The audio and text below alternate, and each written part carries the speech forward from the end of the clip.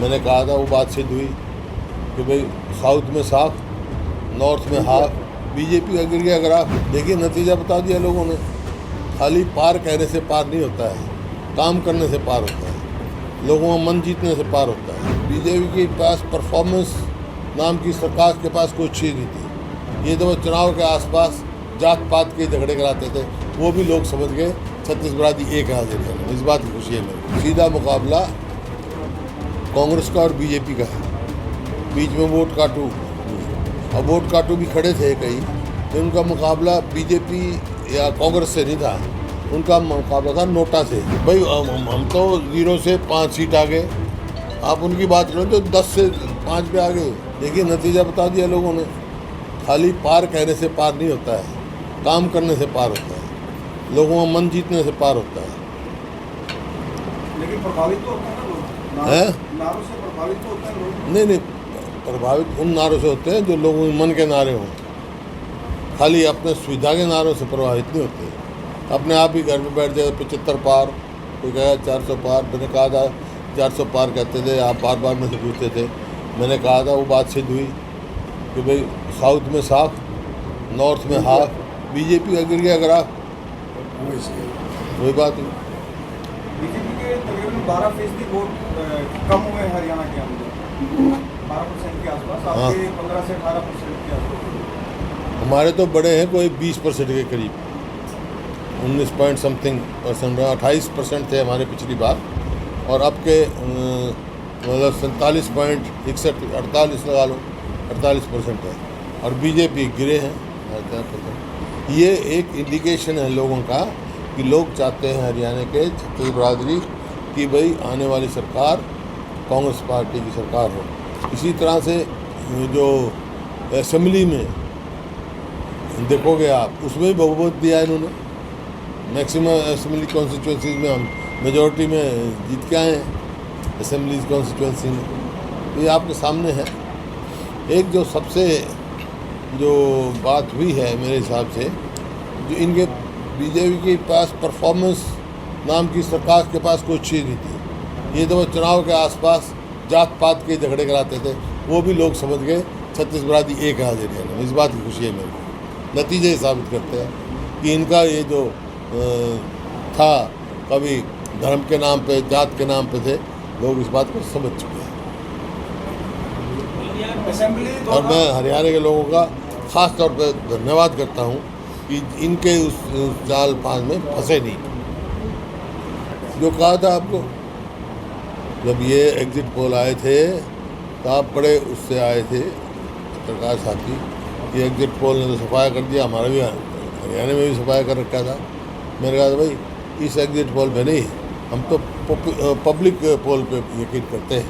4 तारीख की इंतज़ार करो। लोग का है इतना, ये एग्जिट पोल तो कई बार फेल हो चुके हैं।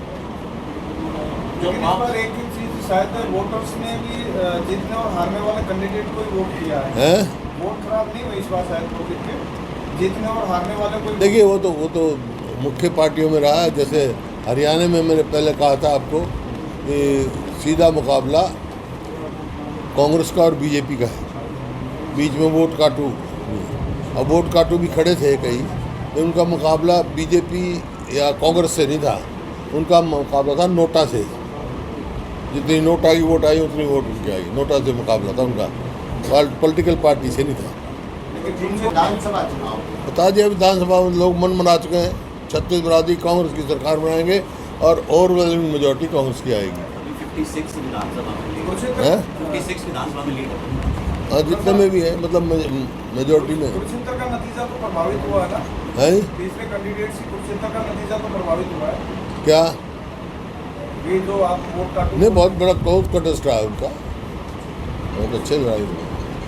देखो वो नया आदमी था, सुशील गुप्ता, नया आदमी देखते हुए जो कभी गए नहीं कुरुक्षेत्र, उन्होंने अच्छी यहाँ पर जो 5 सीट नहीं आई सर, वहाँ क्या कमी रही? क्या कमी रही? कुछ नहीं, कांग्रेस अच्छी लड़े, अच्छी लड़ाई लड़ी है। लोगों ने खूब वोट दिए कांग्रेस को, दिल खोल कर वोट दिए। भाई हम तो 0 से 5 सीट आ गए, आप उनकी बात करें तो 10 से 5 पे आ गए। कितना अंतर है। थोड़ा सा गुरुग्राम की लग रही थी आपको, इतना क्लोज फाइट कर पाएंगे आप? हैं? गुरुग्राम सीट पे इतना क्लोज फाइट कर पाओगे ऐसा लग रहा था आपको? हाँ हाँ बिल्कुल लग रहा था। 3 लाख से अगर मान लो जीत हाँ, हाँ। 70,000 से नहीं चॉइस ऑफ द कैट थे गुरुग्राम फाइट फाइट आरोप लग रहे थे कि बोगस वोट डलवाई है, ऐसा है, 36 बरादरी ने वोट दिए हैं।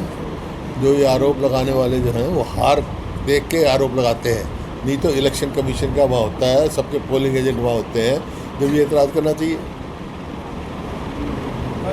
मुख्यमंत्री ये कह रहे हैं कि अधिकारियों की कर्मचारियों को जो लापरवाही हुई, क्या करें, अपनी हार स्वीकार कर ली थी उन्हें पहले ही। अब आगे की क्या तैयारी सर? विधानसभा के चुनाव भी आने हैं। पूरी तरह से तैयार हैं और हमने तो मांग कर रखी है जल्दी से इस असेंबली को डिसॉल्व किया जाए। ये माइनॉरिटी गवर्नमेंट है, इसको ये विफल सरकार है, ये जन विरोधी सरकार है, इससे छुटकारा देने के लिए इसको तुरंत डिसॉल्व करना चाहिए और नैतिकता के आधार पर कोई उनका औचित्य नहीं है अब सरकार में रहने का। खुद ही इस्तीफा देंगे तो बहुत अच्छा रहेगा, नहीं तो गवर्नर साहब को डिसॉल्व करना चाहिए और तुरंत चुनाव कराना चाहिए, फ्रेश मैंडेट लोगों का देना चाहिए। मुख्यमंत्री कह रहे हैं कि 4 जून के बाद जो है अब कामों की बाढ़ आएगी हरियाणा में, अब काम करेंगे तो 10 साल में तो आई नहीं, अब क्या करेंगे? 10 साल में तो जो प्रदेश नंबर 1 था प्रति व्यक्ति आय में, प्रति व्यक्ति निवेश में, कानून व्यवस्था में और नौकरी देने में, खेल खिलाड़ी में तो रिकॉर्ड की बात है ना। तो 10 साल में तो वो प्रदेश बेरोजगारी में नंबर 1 ला दिया, महंगाई में नंबर 1 ला दिया, कानून व्यवस्था में रोज़ रोज़ फिरौतियाँ मिल रही हैं, आप पता है मांगी जा रही है, फिरौतियाँ मांगी जा रही हैं, कहीं कत्ल हो रहे हैं, कानून व्यवस्था बिल्कुल चरमरा गई है प्रदेश की। और खेल खिलाड़ियों का तो कोई सम्मान नहीं, कोई नीति नहीं। कर्जे कहाँ, कर्जे में नंबर 1 कर दिए प्रदेश। जो 4 हमने पावर प्लांट लगाए, 1 न्यूक्लियर पावर प्लांट लगाया, मेट्रो लेके आए गुड़गांव तक, बल्लभगढ़ तक, बहादुरगढ़ तक, और ये जितने सड़क के जाल बचे हुए हैं 90-95% हमारे टाइम के हैं। इसी प्रकार से कितनी यूनिवर्सिटी बनाई हमने, कितने इंस्टीट्यूशन लेके आए राष्ट्रीय स्तर के, पूरे हरियाणा में फैलाव उनका हुआ, यूनिवर्सिटियाँ बनाई। और इन्होंने क्या किया 10 साल में?